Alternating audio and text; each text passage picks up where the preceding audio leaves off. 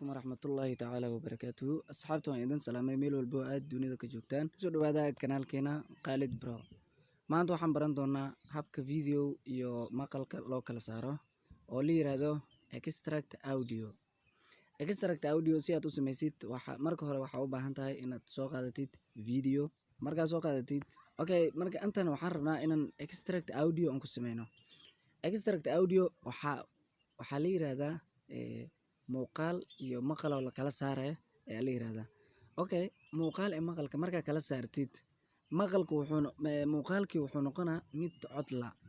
waayo codkii oo markana muuqaal ku dhex jiray ayaad ka jartay muuqaal kaligiisa soo haraa marka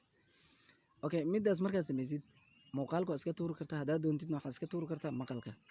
hadii aan hore u guda galno cashirka waxaad ku dhufanaysaa video korkiisa waxa ku sii dhufanaysaa marka trim or split saa u garanaysid hoos marka aadid waxa aragtaa hada extract audio inay furantahay anta kalena ay xiran yihiin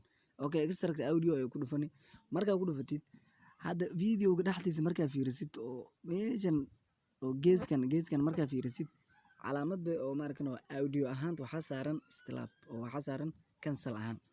waxa audio-gi dhan waa laga soo dhaxbixi oo muuqaalkii markan audio ma lahayd tusaale hada markan saan u dhufano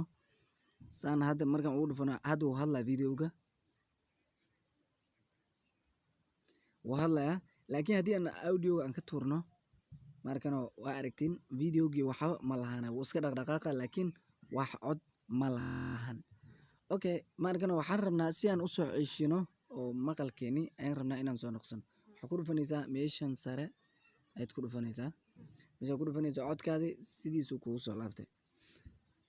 cashirkeena maanta halaas ayuu ku egyahay wassalaamu calaykum waraxmatullaahi tacaala wabarakaatu.